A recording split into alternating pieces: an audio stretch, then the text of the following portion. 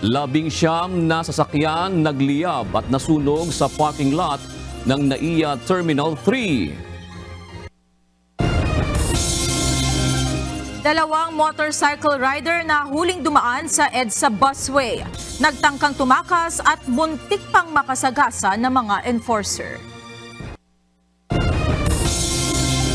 Vice President Sara Duterte hindi magpapaapekto sa mga pahayag laban sa kanya ni First Lady Liza Araneta Marcos. At balikatan exercises sa pagitan ng Pilipinas at Estados Unidos. Formal nang nagsimula ngayong araw. Presensya ng China sa mga lugar kung saan magsasagawa ng pagsasanay, inaasahan.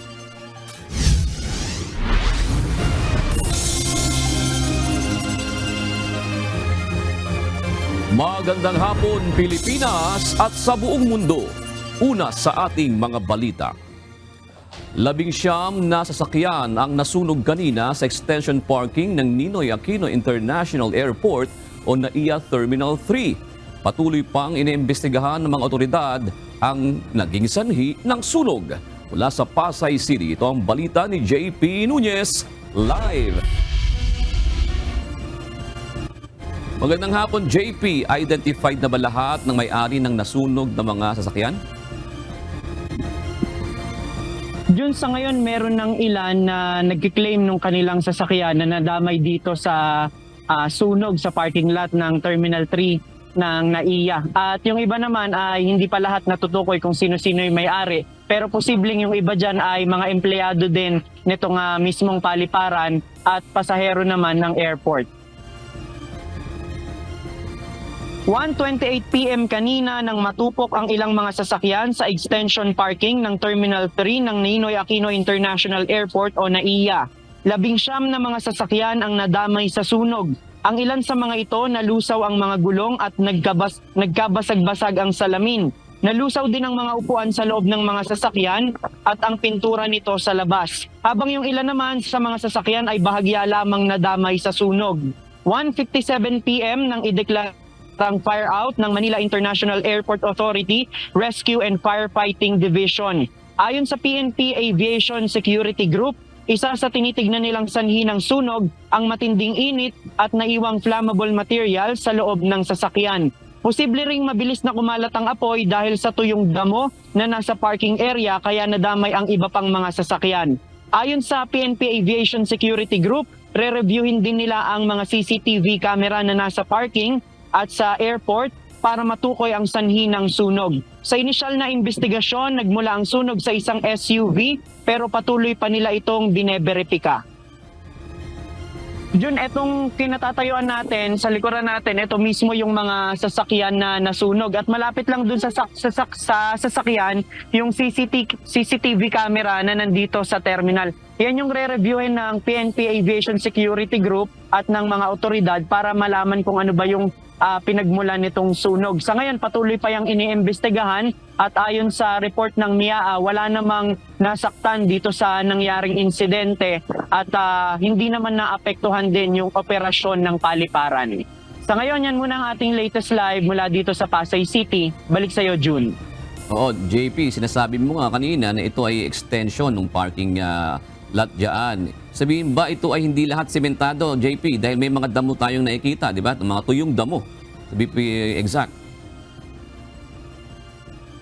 Jun, tama ka dyan. Itong area na to mismo, particular yung itong nasa likuran ko na nasunog, nakita natin yung mga damo and tuyong damo na.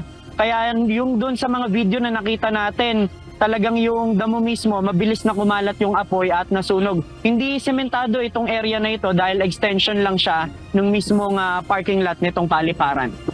Jun? Doon sa video na nakikita natin, JP, parang malakas yung hangin nung mangyaring insidente na yun. Tama, bagamat, kumbaga, sinasabi nga nila, napakainit ng panahon, tapos malakas yung hangin. Ganun ba yun, JP?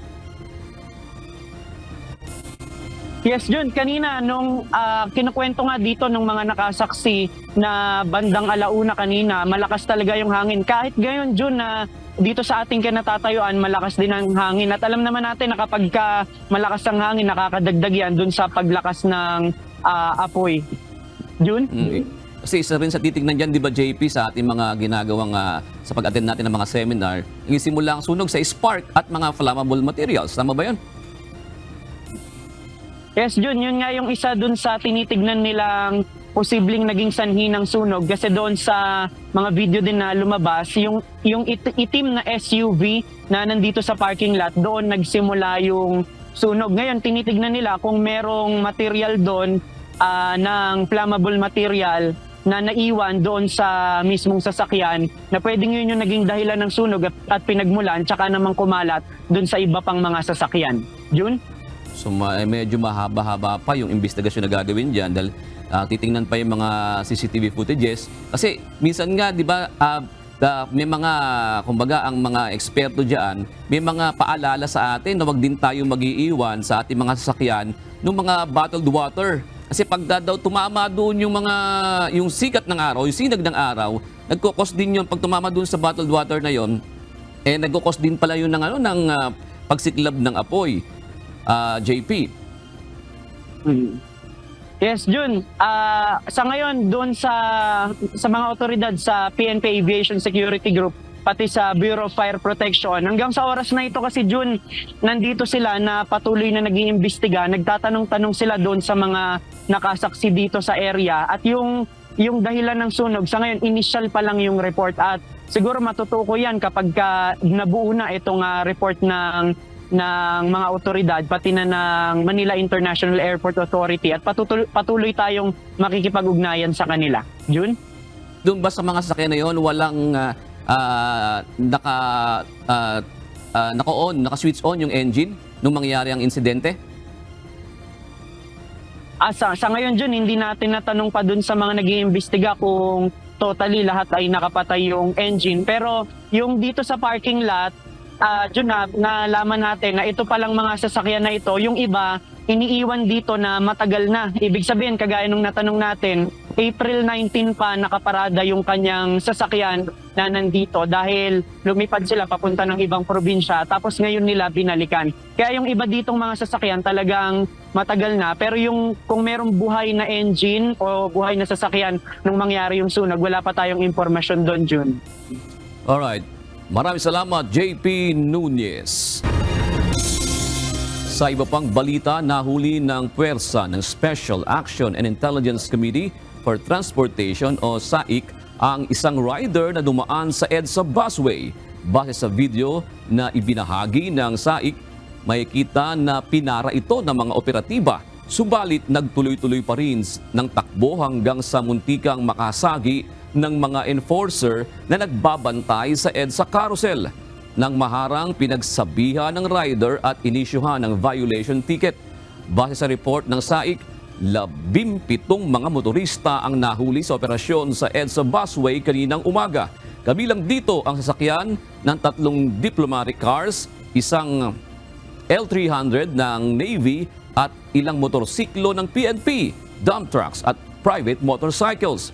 Samantala, isa pang rider ng motorcycle ride hailing service ang nagtangkaring tumakas at muntikang masagasaan ang mga traffic law enforcer na humuli sa kanya sa EDSA busway kanina. Imbes na huminto para maisyuhan ng violation ticket, hinarurot ng rider ang kanyang motor pero sinubukan siyang harangin ng mga enforcer. Bukod sa pag-i-issue ng ticket, plano ng MMDA na sumulat sa kumpanya ng ride-hailing service at maghain ng reklamo sa Land Transportation Office laban sa naturang rider. Nag-public apology na ang Philippine Basketball Association o PBA player na si Raymond Almazan, bunsod ng naging paglabag niya sa EDSA busway kamakailan. Noong nakaraang linggo, nahuli na Special Action Committee ang Intelligence Committee for Transportation si Almazan matapos na dumaan sa EDSA busway ang minamanehong sasakyan at nagtangkapang suhulan ng mga traffic law enforcer. Kanina, personal na nagtungo sa tanggapan ng Department of Transportation ang PBA player para humingi ng tawad sa kanyang nagawa. Natin na napanis yun ng dito sa Metro Manila, especially nilalabas naman sa TV na bakit din dumaan sa bus lane. So, talagang headbed test na mali talaga ako doon. Talagang dapat hindi pa marisa talagang let's just follow the rules na lang. So, para walang may problema. Especially na kung pumalo ako sa rules, hindi sana rin ako nagkaganto or may penalty pa, di ba? So, yun. Tinanggap naman ng DOTR ang paghingi ng paumanhin ng basketbolista at sinabing patunay lamang ito na walaan nilang sinuman ang nakakatakas sa batas trapiko. Si Almazan ay pinatawan ng 5,000 pesos sa penalty at 48 oras na public community service dahil sa kanyang traffic violations. Nauna ng pinatawan ng PBA ng 1-game suspension ang atleta. Nagsalita na si Vice President Sara Duterte kasunod ng naging pahayag ni First Lady Liza Araneta Marcos na masama ang kanyang loob sa Vice-Presidente. Para kay VP Sara, iiwan na niya ang bagay na ito sa pribadong pag-uusap sa Pangulo at iginiit na mas dapat unahin ang iba pang mahahalagang issue na kinakaharap ng bansa. Ito ang balita ni Joanne Nano. Bilang tao, karapatan ni Unang Ginang Liza Marcos na makaramdam ng sama ng loob at galit. Subalit, ang kanyang personal na damdamin ay walang kinalaman sa aking mandato bilang isang opisyal ng pamahalaan. Sinagot na ni Vice President Sara Duterte ang mga naging pahayag kamakailan ni First Lady Liza Araneta Marcos kung saan tahas ang sinabi ng Unang Ginang na masama ang kanyang loob sa Vice-Presidente. Sa isang video message, sinabi ni VP Sara na karapatan ng Unang Ginang na magalit at sumama ang loob. Gayunman, walaan niya itong kinalaman sa kanyang trabaho bilang isang public servant.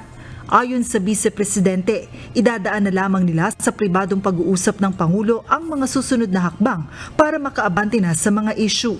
Upang makausad tayo, iiwan na natin sa isang pribadong pag-uusap sa pagitan lamang namin ni Pangulong Bongbong Marcos Jr. ang mga susunod na hakbang. Para kay VP Sara, mas marami pang mga importanteng issue sa bansa ang dapat na unahin, gaya na lamang ng usapin sa kahirapan, kagutom, kriminalidad, terorismo, insurhensya at ang paglaganap ng iligal na droga. Dapat ay nakatutok tayo sa pagtugon sa mga suliraning hinaharap ng ating bansa. Unahin natin ang Pilipinas. Sa naunang panayam kay First Lady Liza Araneta Marcos, inamin nito na masama ang kanyang loob kay Vice President Sara Duterte matapos nitong dumalo sa rally sa Davao City kung saan tumawa umano ang Vice-Presidente ng tawaging bangag ni dating Presidente Rodrigo Duterte si Pangulong Ferdinand Marcos Jr. Samantala, sinabi naman ni dating Office of the Vice President spokesperson Barry Gutierrez na maaari umanong maging mitya ng pagtatanggal kay VP Sara sa gabinete ang hindi nila pagkakaunawaan ngayon ni First Lady Liza Marcos. Sa isang ex-post, sinabi ni Barry Gutierrez na bagamat hindi bumibitaw si VP Sara sa kanyang posisyon, hindi malayong mangyari na alisin ito dahil sa kinakaharap na sitwasyon.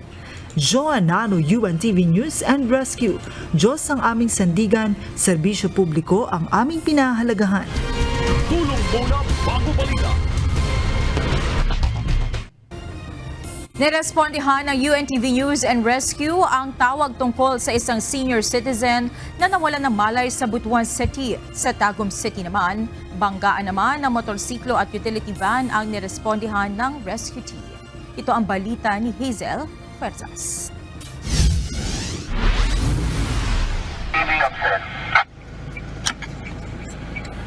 Red Opsin, UNTV. Boss, paliw daw ko boss barangay Tungaw. Kuro kwarto Tungaw doon sa Malayla, Kapitan Daisata. Sa status. Sa status sa pasyente, boss. Kita ba nga pasyente dito, isugtong na ng CPR, paliw daw ko kasi dahil boss. Naunsa di. Unsa nahitabo na, sir?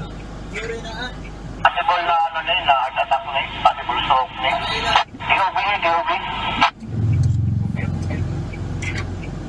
Sa Civic Tango, UNTV.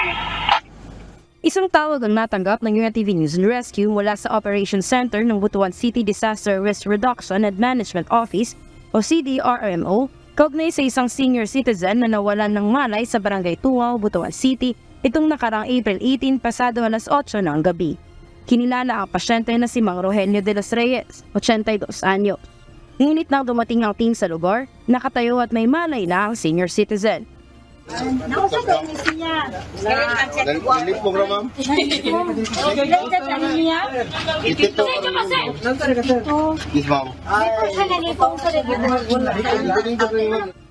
Ayon sa kaanak ng pasyente, nakaupo lamang ito kasama ang kanyang pamilya nang bigla na lamang hinimatay.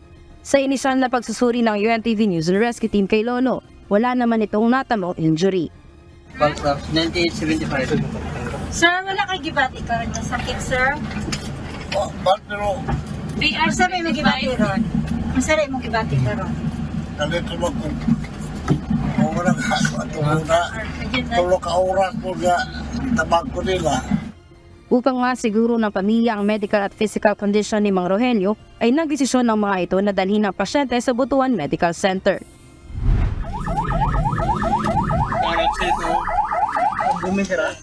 Sakit ba?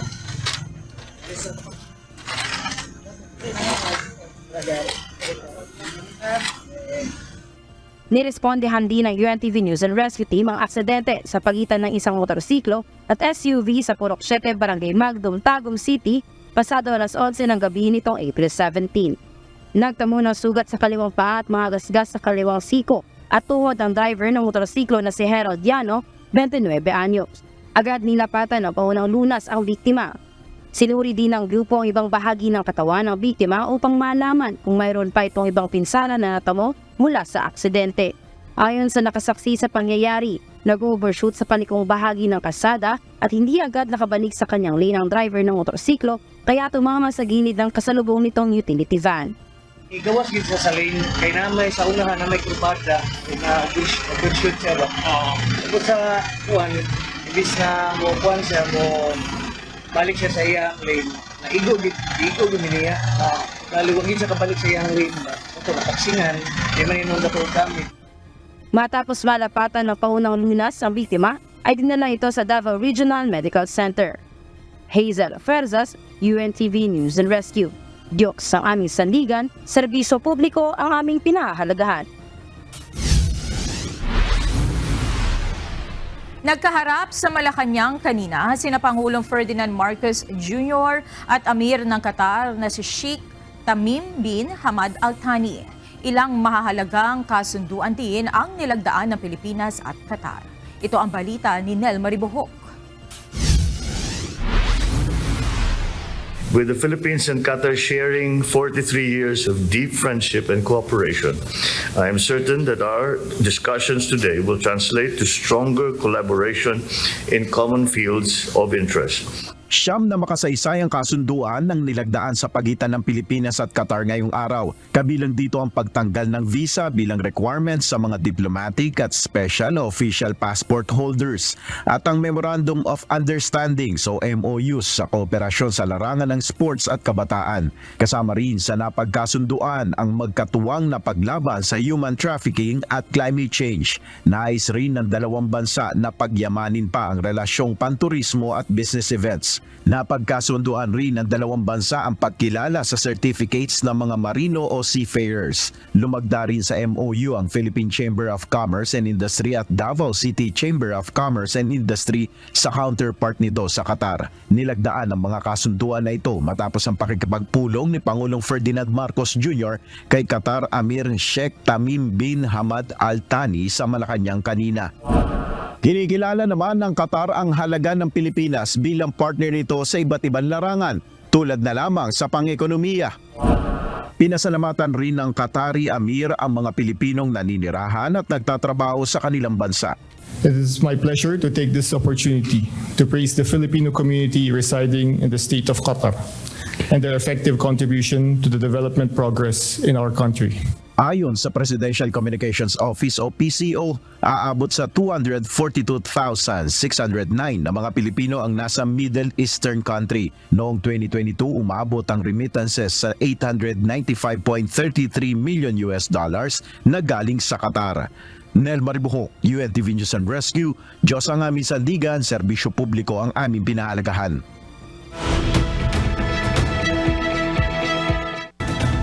Inaprubahan na ng US House of Representatives ang panibagong financial aid para sa Ukraine, Israel at Taiwan.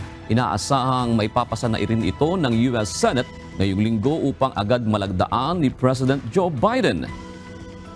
Nagpapasalamat naman ang mga bansang mapagkakalooban ng military aid. Ito ang balita ni Sonny Cos. I've done here what I believe to be the right thing, and that is to allow the House to work its will. And as I've said, you do the right thing and you let the chips fall where they may. So I will continue to do that. Matapos ang matagal na paghihintay, ipinasa na ng US House of Representatives noong Sabado ang $95 billion aid para sa Ukraine, Israel at Taiwan. $60.84 billion dito ay mapupunta para sa pag-replenish ng armas, stocks at facilities ng Ukraine. $26.38 billion naman ang para sa Israel at $8.12 billion naman para sa Taiwan. Three of our primary adversaries, Russia and Iran and China, are working together, and they're being aggressors around the globe. And they're a global threat to our prosperity and our security. Their advance threatens the free world, and it demands American leadership. If we turn our backs right now, the consequences could be devastating. Labis ang pasasalamat ng lider ng mga bansang mabibigyan ng tulong pinansyal na magagamit nila sa pagdepensa laban sa mga kalaban. Sinabi ni Israeli Prime Minister Benjamin Netanyahu na nagpapakita lamang ito ng malakas na suporta para sa kanilang pagtatanggol sa Western civilization. Sa panig naman ni Ukrainian President Volodymyr Zelensky na una nang nagbabala na maaari silang madaig ng Russia kung hindi maibibigay ang US funding, sinabing nagpapasalamat sila sa agarang pagtugon ng US lawmakers sa kanilang hiling at nangakong pahahalagahan ang suporta ng Amerika para sa kanilang bansa. Gagamitin din nila ang tulong na ito upang wakasan ang digmaan. Nangako naman ng Taiwan na sisiguraduhin nilang gagamitin ang pinagkaloob sa kanilang budget ng naaayon sa mga umiiral na mekanismo at sisikapin na palakasin ang kakayahan sa kahandaan para matiyak ang pambansang seguridad at kapayapaan sa Taiwan Strait. Ayon sa US Senate, inaasahang maipapasa ito araw ng Martes at agad ipapadala sa tanggapan ni President Joe Biden upang malagdaan. Sonny Cos, UNTV News and Rescue, USA. Diyos ang aming sandigan, serbisyo publiko ang aming pinahahalagahan. Nagbabala ang TikTok na makakaapekto sa free speech o malayang pagsasalita ng 170 million Americans ang nakaambang pagbabawal ng naturang app sa Estados Unidos. Bumoto ang US House of Representatives pabor sa pagban ng TikTok kung hindi puputulin ng may-ari nito ang ugnayan sa China. Maaaring maging isang ganap na batas ito ngayong linggo. Sa mga nakalipas na buwan, nagpahayag ng pagkabahala ang US officials sa popularidad ng TikTok sa mga kabataan. Isang panibagong batch ng persons deprived of liberty ang inilipat ng Bureau of Corrections o Bucor mula sa New Bilibid Prison papuntang San Ramon Prison and Penal Farm sa Zamboanga City. Kinabibilangan ito ng nasa 500 PDLs. Ang naturang hakbang ay bahagi pa rin ng decongestion program ng kawanihan. Ayon kay Bucor Director General Gregorio Catapang Jr., makakatulong ang mga inilipat na PDL bilang workforce para sa agricultural project at paghahanda na rin sa planong pagsasara ng NBP sa taong 2028. Sa ngayon, nasa 3,993 na ang kabuang bilang ng mga PDL na inilipat mula sa Bilibid papuntang mga detention facility sa bansa. Opisyal nang nagsimula ang taunang balikatan exercises sa pagitan ng Pilipinas at Estados Unidos. Sa kauna-unahang pagkakataon naman ay sasali sa maritime exercises ang French Navy habang mag-oobserba sa gagawing pagkasanay ang iba pang mga bansang kaalyado ng Amerika. Ito ang balita ni Ryan Lacanlale, live. Magandang gabi Ryan, gaano kalawak ang balikatan exercises at saan sa mga lugar ito isasagawa?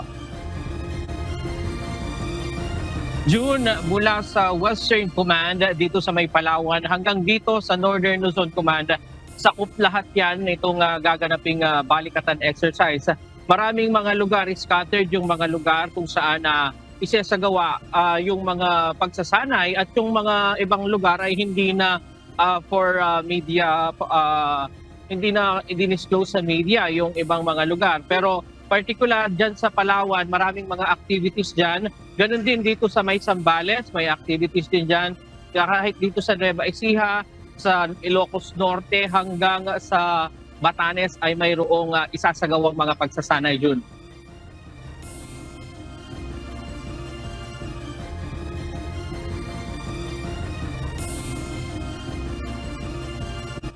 Andila ng balikatan, udyat ng opisyal na pagsisimula ng balikatan exercise ngayong taon.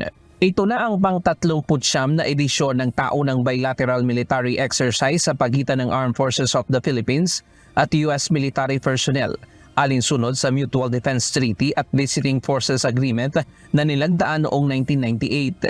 As the Chief of Staff of the Armed Forces of the Philippines, I officially declare the Philippines-United States exercise Balikatan 39-2024 open effective today. Ngayong taon ang isa sa pinakamalaking balikatan exercise na lalahukan ng 16,000 sundalong Pilipino at Amerikano. Ayon kay AFP Chief of Staff General Romeo Browner Jr., ang balikatan ngayong taon ay patunay ng patuloy na pagsisikap na mapalakas ang kooperasyon, dedikasyon at magkakasamang layunin na mapalakas ang interoperability sa pagitan ng mga tropa ng dalawang bansa. It is not a partnership of convenience, but rather a clear reflection of our shared history, unwavering commitment to democracy, and respect for international law in our pursuit of peace and security in the Indo-Pacific region. Aniya, kasama ang mga bansang may kaparehas na layunin ay maitaguyod ang kapayapaan at maunlad na Indo-Pacific region.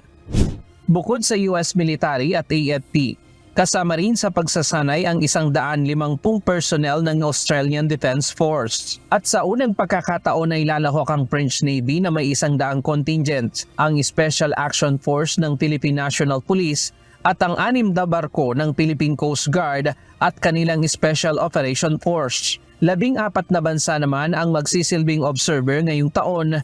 Ito ay ang Japan, South Korea, India, Canada, United Kingdom, France, Thailand, Singapore, Vietnam, Indonesia, Brunei, Malaysia, Germany at New Zealand. Kabilang sa mga aktibidad ay multilateral maritime exercise na sa unang pagkakataon ay idaraos sa labas ng territorial waters ng bansa. But it's not really addressed to any aggressors. But for the US, as we have been speaking, and the Philippine side, it's more of the development of our interoperability, our collective effort, protection of international law, and develop that, make sure that the freedom of navigation in these areas goes freely and not impeded by any other parties in the process. I think, again, exercises here and exercises in other locations operate based on international order and international law, and I think well within their own sovereign rights and responsibilities. We're conducting exercises that are normal.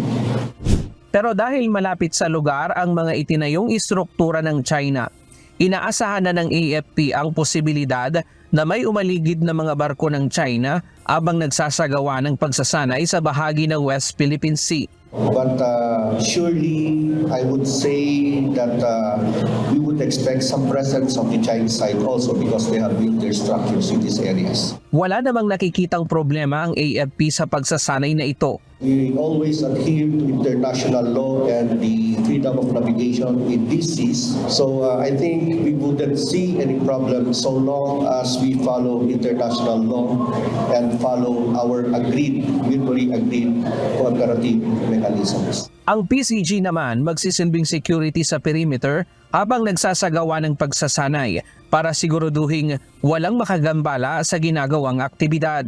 This time we allotted 6 vessels from the Philippine Coast Guard. These are all Japanese-made vessels.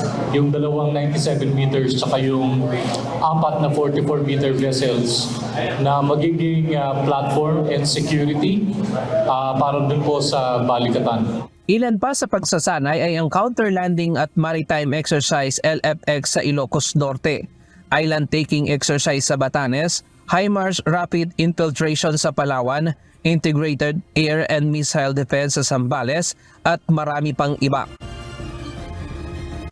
June sa May 10, inaasahang magtatapos itong Balikatan 2024. Diyan muna ang latest mula dito sa Quezon City. Balik sa'yo, June. Ryan, kung ikukumpara sa mga nakalipas na Balikatan exercises, gaano ito kalaki, Ryan, kung ikukumpara mo sa mga nakalipas? Diyan kung sa bilang, hindi ito yung pinakamalaki. Pangalawa lang ito sa pinakamalaki. Dahil nung nakaraan taon, nasa 70,000 yung mga contingent. Pero ngayon, mas marami yung mga observer. Nasa 14 yung mga observer ngayon. At mas marami rin mga bagong mga kasama dito sa Balikatan na ito. Kasama na nga dyan yung French at saka itong kahit dito sa atin yung mga local natin dito gaya ng PNP, yung Special Action Force ng PNP kasama dyan at ito nga ang PCG. Kaya mas marami ang involved dito na mga bago dito sa ating gaganaping Balikatan exercise. Pero sa mga activities ba, Ryan, mas kumbaga mas malawak yung gagawin nila, mas maraming activities at meron din bang mga live fire exercise na gagawin dito? Oo, tama June, may mga live fire exercise din na gaganapin dyan. At yung lawak nito, talagang malawak ito dahil iba't ibang lugar dito sa Luzon ay kabilang dito sa pagsasanay. Bagamat yung iba nga, sabi nga ng AFP, yung iba hindi na sinabi sa media at pagkatapos na lang ng activity, saka na lang siguro sila maglalabas ng kanilang ulat patungkol doon sa mga nangyari. Pero sa kabuuan, malaki ito, June, dahil sabay-sabay ito gaya sa Palawan, bukod doon sa mga MME, no, doon sa nagaganapin nila dito sa West Philippine Sea. Meron ding gaganapin dito sa mismong Palawan sa may land area naman doon. Oo. Nasabi ba ng EFE kung gaano sila kaingat para isagawa ito? Kasi magbibigay ito ng signal sa ibang mga bansa, lalo na sa China. Ryan? Yun nga yung paulit-ulit na sinasabi ng AFP. Itong Balikatan exercise naman na ito ay hindi naman ito ngayon lang ginawa, kundi taon-taon at mag-aapat na dekada na nga ito na taon-taon na ginagawa itong Pilipinas at US na pagsasagawa ng pagsasanay. Kaya lang na-highlights lang ngayon ito dahil itong West Philippine Sea, dahil nga doon sa issue natin dyan. Kaya laging ang tanong lagi sa AFP kung meron itong kinalaman dito sa issue sa West Philippine Sea, at paulit-ulit naman sinasabi ng AFP na wala itong kinalaman doon dahil ito ay tauna na nating ginagawa. Alright, maraming salamat, Ryan Lacanlale. Tinuligsa ng mga militanteng grupo ang isinasagawang Balikatan exercises sa pagitan ng Pilipinas at Estados Unidos.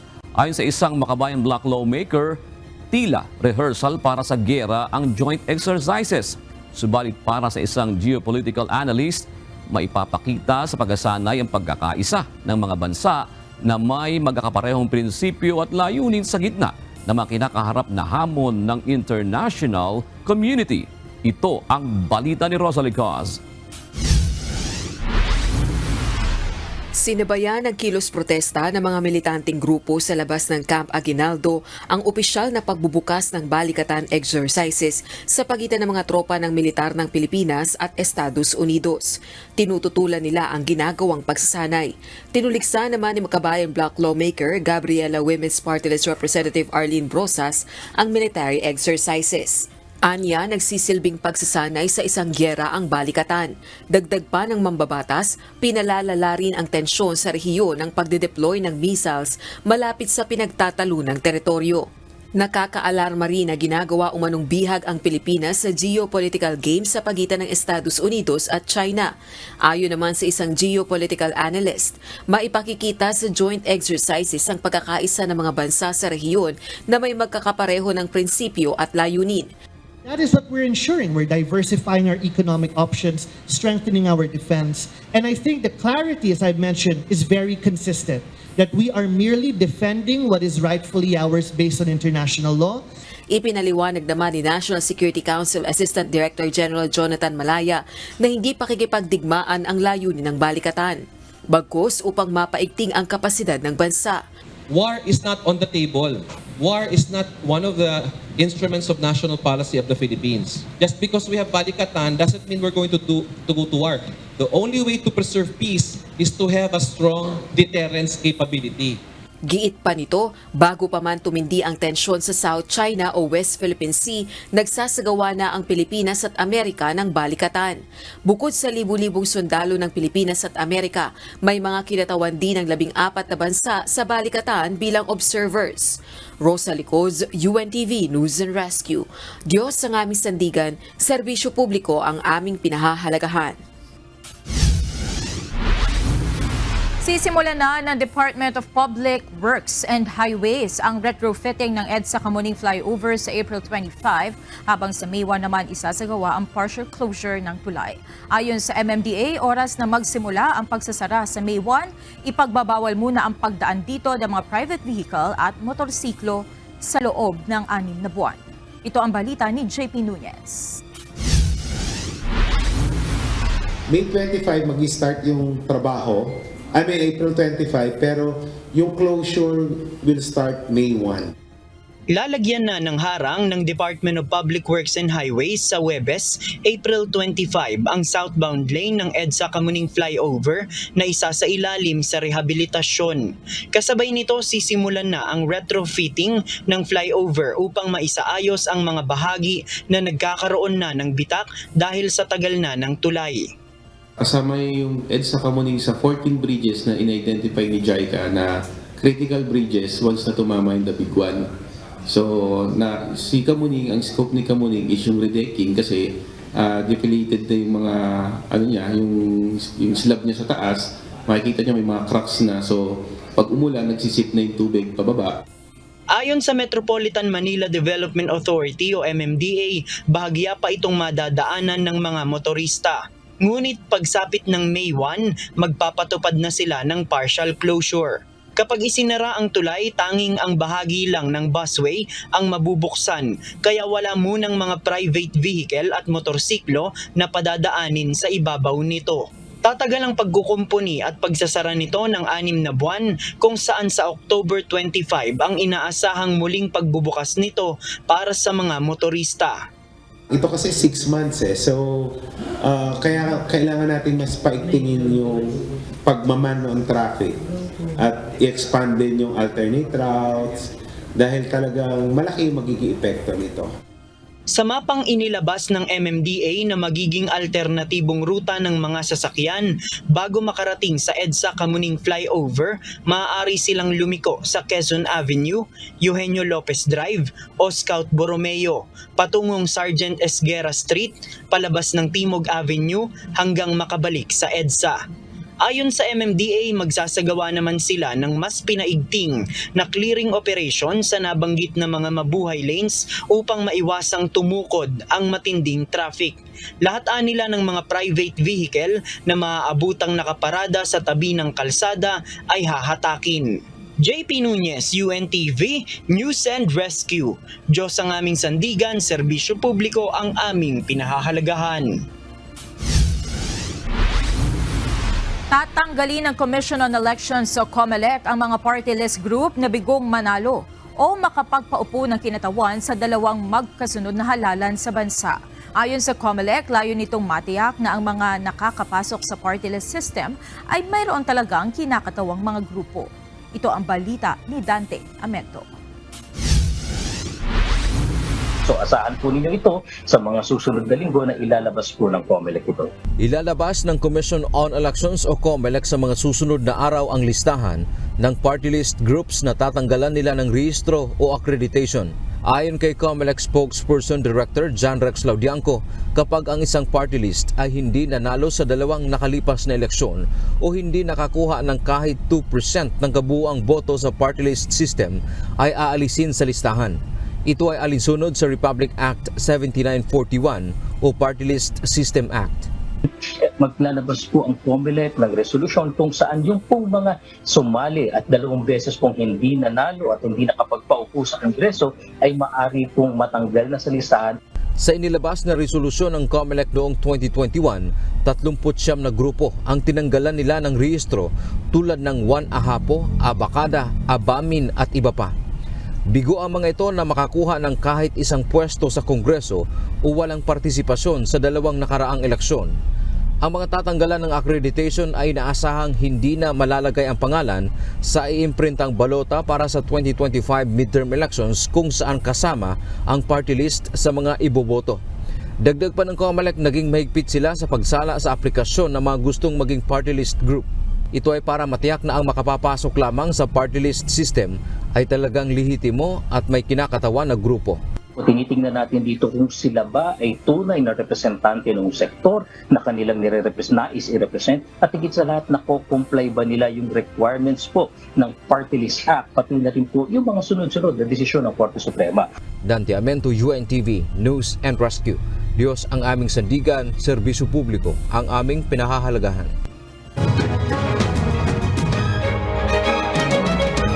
Positibo sa African swine fever ang nasa 57 baboy sa Dawis, Bohol. Ayon kay Bohol Governor Aris Aumentado, ang mga apektadong baboy ay mula sa barangay Mayakabak, Biking at Mariveles.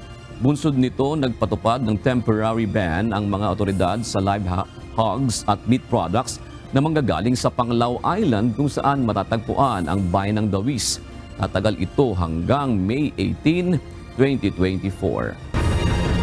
Nagdeklara ng state of calamity ang Iloilo City dahil sa kakapusan ng tubig sa gitna ng mainit na panahon. Ito ay base sa inaprobahang rekomendasyon ng City Disaster Risk Reduction and Management Council. Sa pamamagitan ng deklarasyong ito, magagamit na ng lungsod ang bahagi ng kanilang calamity fund para sa pagbili at pagrarasyon ng tubig sa mga apektadong barangay.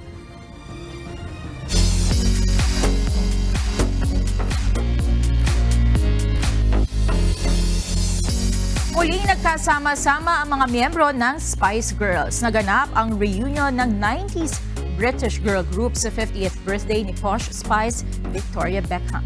All present sa party sina Melanie Brown, aka Scary Spice, Ginger Spice Jerry Halliwell, Emma Baby Spice Bunton at Melanie C na kilala sa tawag na Sporty Spice. Makikitang enjoy ang mga ito sa pagkanta at pagsayaw sa kanilang mga hot songs. Namataan din sa party ang iba pang celebrities gaya ni Tom Cruise, singer Mark Anthony, Hollywood actress Eva Longoria at celebrity chef and restaurateur Gordon Ramsay.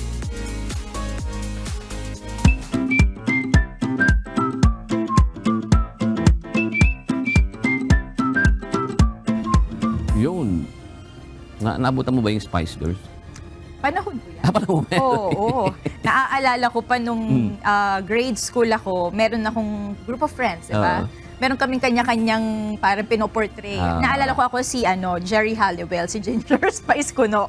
Ayan. Hindi kasi mahilig sa mga ganun nung araw eh. Backstreet Boys ka ba? Hindi rin. Medyo na. Yun yung kapanahunan kasi nila.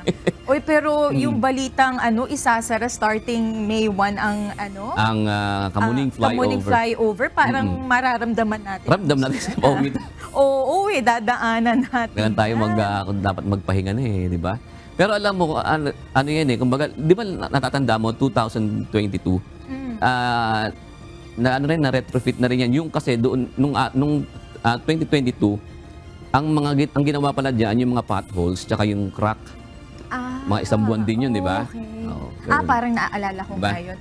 Pero ito kasi madugo. Dahil 6 na buwan. Kung ito yung kung walang madelay ha, kung sabihin nating walang bagyong dumating. Alam mo yon yung... Posible na walang bagyo naman. O Yung hindi, mapaminsalang bagyo. Oo, mapaminsalang bagyo or anumang untoward incident na mangyari. 6 months po ang tinitingnan natin. Kaya dun sa mga motorista na siguradong maraming maaapektuhan, alamin nyo na po yung rerouting na gagawin ninyo kasi nararamdaman ko na talagang tutukod lalo pag rush hour sa area. Para hindi na po tayo, kumbaga, mas magbabaon tayo ng pasensya kasi alam na natin kasi pagka alam mo na yan, ay, iwas ka na doon. Kasi pagka nasuot ka na dyan, ayun na. Nandun na yung inis mo dyan, di ba? Saka magbigay ng ample time. Huwag aalis ng usual oras ng biyahe dahil may mga, dapat meron kang allowance dahil may mga posibilidad talaga na mas maging mabigat yung daloy ng traffic. Buti nga hindi sabay-sabay kasi may mga naka-schedule yata yan, mga flyover na i-retrofit. Kasi siyempre sa tagal niya, ang natatandaan ko, Ilang taon bago inaayos? Hindi ko alam pero nagsimula yung flyover panahon ni President Aquino. Hindi yung yung si Corazon Aquino. Oo, unang Aquino. 90s yun. Hindi yung 1990, 1991, ganyan. Onwards. 91, parang ganun yung magsimula yung pag-construct ng pagtatayo ng flyover. Dito nakita ko yan sa may Robinson, di ba?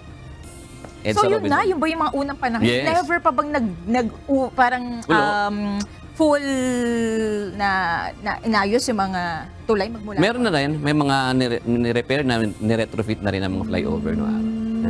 Ako, sige. O kesa naman, di ba, merong mangyaring hindi maganda, ay agapan na po natin. Tsaka siyempre, iniiwasan natin yung magiging epekto ng The Big One. Kaya nga, nire-retrofit yung mga yun. O sige, ito naman po ang ating mga kausi para sa kanilang meron ba tayong mga komentaryo? Sige nga, tingnan nga natin. Sa balikatan ito, marami ditong sa balikatan exercise. Sabi po ni Senator Vargas Sanen, magandang activity yan kung mapapanatili ang kapayapaan sa West Philippine Sea sa ginaganap na balikatan exercises. Tungkol naman sa TikTok ban, sabi ni Edgardo Balmores, more on kasi sa TikTok ngayon. Maliban sa atin siguro, hindi kaaya-aya ang mga malalaswang mga videos ang mapapanood, lalo na sa mga kabataang nagtitiktok. Siguro nakita din ng mga mamabata sa Amerika yung danger Parang ganun. Oo, tsaka yun nga parang sa security rin kasi, 'di ba? Yung access ba? Oo, information, 'di ba? Information ba? Oo. Lahat naman ng app ganun, 'di ba? Hinihingi yung permission mo, 'di ba? Parang ganun. Hihingi yung permission mo na ma-access nila yung camera mo. Tama? Meron ganun, di ba? Tinatanong ka, siyempre, pag nag-agree ka. Pag mag-sign up ka sa isang app, alam ko ganun, di ba? Parang binibigyan mo sila ng permisong gamitin yung mga isusulat mo sa kanya. Pero kasi, dapat, yun nga, parang it goes without saying na dapat secure din yung ipapahiram mo sa kanila. Pero yun nga, minsan doon nagkakaroon ng butas yung security ng app mismo. Lahat na naman ng app may ganun, di ba? May security risk, kaya dapat yung mga magulang, tayo pong mga magulang, nababantayan natin yung ating mga chikiting. Lalo na yung mga chikiting na walang, mga mga musmus pa, walang kaalam-alam yan, baka magamit. Talo pa ako ng pamangkin ko na ilang taon na ba si Kiela? Parang 8 years old. Sanay na sanay sa TikTok. Ako, hindi talaga ako masyadong marunong. Pag meron lang akong gustong, kung waring makitang nag-viral, ganyan, curious ako, tinitingnan ko lang pero hindi ko rin siya masyadong alam. Yung mga kabataan, grabe, sobrang alam na nilang ins and outs. Kaya, tama yung sinabi mo sa mga magulang, lalo doon sa mga, sabihin natin, yung full-time. Tapos, minsan binibigyan na lang nila ng gadget yung mga anak nila. Dapat hindi pa rin po natin sila pinapabayaan at tinitingnan pa rin ano yung ginagawa nila. Maraming banta talaga sa, ngayon, sa digital world, di ba? Dapat mapagbantay din tayo. Totoo yan. Yan, shoutout po sa ating mga kausi. Kaya po ni Harold Mohor, si Rudy Munlawin at si Rogelio Asuncion. Salamat po. Gayon din kay Rico Castillo, Ramilo Gioquino, PH, at si PH Outlander ba yan? At ano ba tama? Tama, PH Outlander at Lenny Botinho. Outlander ba yung ibig sabihin mga Outlander, yung mga nagka-camping na may mga sasakyan? Ayun ba yun? Outlander ba tawag doon?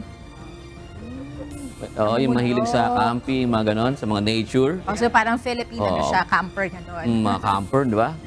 Maraming salamat po. Mga bagong pangalan yan, parang hindi masyadong... Salamat po. Oo, hindi masyadong naririnig before, pero sana ay konti na lang, no? Konting push na lang. Nasa 4 million na tayo. Sana maabot na natin yan hopefully ngayong pagtatapos ng buwan. At narito naman po ang salita ng Diyos na ating sandigan mula sa aklat ng Juan 14 at 6 na nagsasabi, sinabi sa kanya ni Jesus, ako ang daan at ang katotohanan at ang buhay. Sino man ay di makaparoroon sa Ama, kundi sa pamamagitan ko.